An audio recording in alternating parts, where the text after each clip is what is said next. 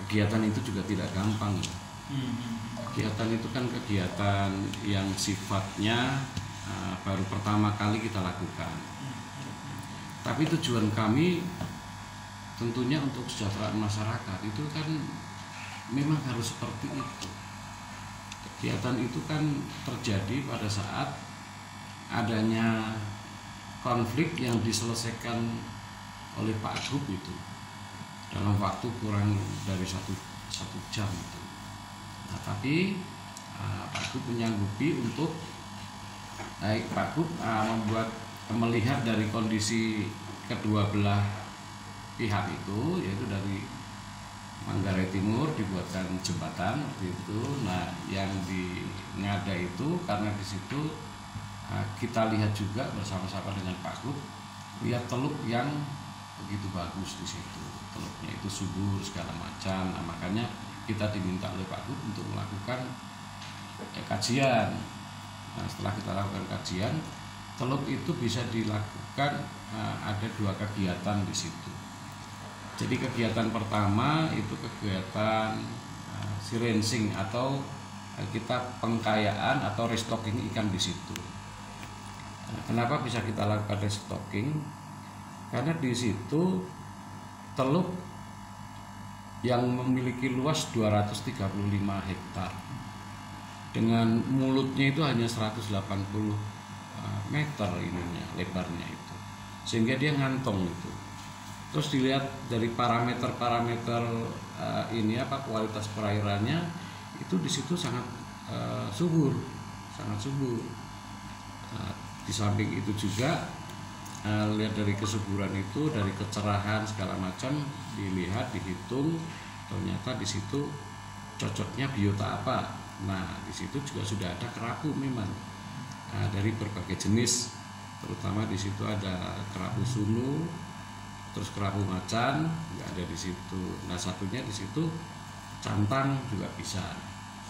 Nah, oleh karena itu Pak Gub perintahkan untuk menebarkan ikan 1 juta. Nah, tujuan menebarkan ini apa? Ini investasi untuk masyarakat. Kita melarang masyarakat untuk panen selama 4-5 tahun. Karena apa? Kalau kita panen sebelum 4-5 tahun, ikan itu belum berkembang, ikan itu belum kawin, dan dia belum bertelur.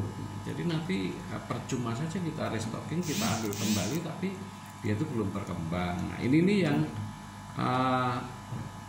sifatnya investasi jangka panjang itu. Dan itu nanti bisa dilakukan panen oleh masyarakat dengan menggunakan pancing, juga bisa menggunakan bubu. Tapi di situ diatur, tidak boleh sembarangan saja mereka melakukan penangkapan. Padahal di situ ada 3 desa, yaitu Desa Saminasi, Saminasi Pemekaran, dengan Saminasi Barat, dengan jumlah masyarakatnya kurang lebih 600-an warga lah itu di situ yang akan memanfaatkan itu. Bahkan dari awal kita juga tidak mau masyarakat itu masing-masing itu melakukan kegiatan penangkapan sendiri, dan di situ dibentuklah koperasi itu, koperasi yang kita dorong yaitu koperasi Waningbar di sana. Nah, terus manfaat bagi masyarakat yang satu adalah sirencing itu, yang kedua kita harus supaya masyarakat itu juga secepatnya mendapatkan penghasilan di situ. Koperasi kita ajak bekerja sama untuk budidaya ikan. Makanya kita menginvestasikan juga di situ karamba, 8 unit karamba jaring apung. Terus kita juga pengadaan bagan untuk cari umpan untuk kasih makan ikan itu. Juga kita bikin dermaga untuk nanti lalu lintasnya kapal itu, kalau sandar di mana dia supaya bisa gitu. Dan kita kasih dermaga apung di sana.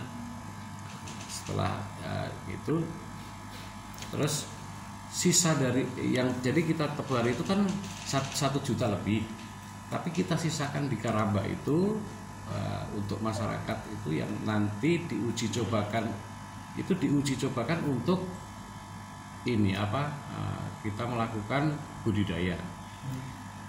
Dari 10.000 itu ya namanya masyarakat belajar, dan kita memberikan BIMTEK itu juga tidak selalu di sana kita, paling kita 1 bulan sekali di sana, cabang dinas di sana 2 minggu sekali melakukan BIMTEK, yaitu cara memberikan makan, terus cara menggrading itu ikan kalau sudah 1 bulan itu harus dipisahkan yang ukurannya sama supaya tidak kanibal.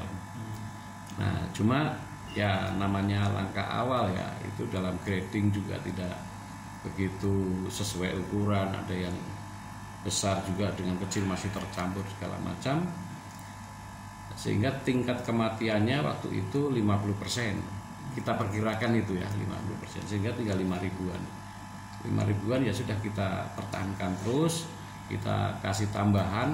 Jadi tambahannya bukan 300 juta pakan itu, tapi 150 juta kita kasih tambahan pakan itu. Nah dari situ sudah sebenarnya ini kan baru 1,5 tahun, karena ditebar itu bulan Desember tahun 2019. Nah kita panen kemarin itu kan Juni 2021, dari sampai di 2020 itu 1 tahun. Nah 2021 kita baru sekitar 5 bulan lah itu, berarti 1,5 tahun. Tapi ukurannya ikan sudah cukup besar di situ. Yang paling kecil itu 1,5 kilo. Memang ada yang ada albino di situ ya. Albino di situ yang ada ukuran 1,2, tapi hanya 2 ekor di situ. Tapi yang lain itu 1,5 kilo sampai dengan 3,6 kilo. Jadi ukuran yang sangat cukup subur untuk perairan itu. Dan yang berikutnya, ikan itu dia simetris. Jadi kalau perairannya tidak cocok atau kesuburannya kurang, ikan itu bentuk tubuhnya bisa bengkok dia. Bengkok itu. Nah, tapi ini lurus, dan itu kita buktikan bahwa ikan kita bisa dipanen dalam keadaan hidup dan bisa diekspor ke Hong Kong, walaupun masih melalui Denpasar ya, Bali ya itu ya. Nah ini yang kedua, sehingga waktu itu ada 5.000 ekor, tapi karena badai Seroja ya kita sebenarnya juga tidak menginginkan itu. Apa pemberat yang ada di itu keramba itu yang di bawah itu terangkat naik semua. Nah, terangkat naik semua, terus karambanya miring, akhirnya beberapa ikan lolos. Nah, diperkirakan kemarin itu dari hasil panen ya kan, ternyata hanya tinggal kurang lebih 1.500 ekor. Tapi yang bisa dipanen, yang bisa di loading di kapal atau dipindahkan di kapal itu kurang lebih berapa kemarin, 711 ekor, 794 ekor. Nah, 794 itu dengan berat 976,3 kilo, dengan hasil penjualan itu 46.861.000. Nah ini hasil yang betul-betul sudah akurat di lapangan, dan nanti bisa di cross check di sana. Mungkin ada perwakilan di sana bisa melakukan pengecekan seperti apa. Dan itu hasil itu langsung distorkan atau ditransfer ke rekeningnya koperasi itu, Waningbar itu. Saya tidak mau diterima oleh petugas, jadi semuanya harus melalui rekening perbankan. Nah, yang belum dipanen itu 711 ekor dengan bobot ya sekitar hampir 1 ton yang belum dipanen. Kenapa belum bisa di loading di kapal atau dipindahkan di kapal? Karena di situ ikan ini waktu menggrading terakhir mau naik di naik di kapal itu, karena mereka tidak punya skill untuk itu, insangnya banyak yang rusak, karena kan diangkat dengan insang-insangnya atau begini, nah, insangnya itu rusak. Dan insang itu kan dia kan bisa jepit tangan itu. Terus yang kedua, mulutnya itu banyak yang luka karena kena pinggiran-pinggiran jaring itu kan, pinggiran jaring itu. Nah, ada siripnya juga yang ini sisik-sisiknya itu banyak terlepas, mereka tidak mau. Terus sisiknya ada juga yang luka lah, itu siripnya itu juga luka. Makanya mereka tidak mengambil itu di loading, karena ini kan kalau untuk ekspor kan harus betul-betul sempurna. Mereka berjanji dipulihkan dulu, setelah dipulihkan mereka akan kembali ke lokasi. Pemulihan itu sekitar 1-2 bulan. Yang namanya orang luka ya, itu ya, pemulihannya agak lama. Nah, nanti setelah pulih mereka akan datang melihat kembali apakah bisa atau tidak. Kalau tidak bisa, mereka bilang tidak bisa. Nah, kalau tidak bisa, saya akan rilis ke laut. Jadi enggak jual lagi, itu rilis ke laut supaya menambah jumlah biota yang ada di laut itu. Itu yang kami lakukan. Dan ini sifatnya, kedua kegiatan ini baik Sirensing sama KJA ini itu investasi. Jadi investasi itu saya anggap tidak gagal. Nanti coba di lapangan tanyakan manfaatnya kepada masyarakat seperti apa. Ini, apakah mereka merasa ada manfaatnya atau tidak? Yang merasakan mereka, bukan kita itu. Kalau saya pasti membela diri, oh ini berhasil atau bagaimana. Tapi masyarakat di sanalah yang perlu ditanyakan itu. Dan kita tidak bisa mempengaruhi orang sebanyak itu.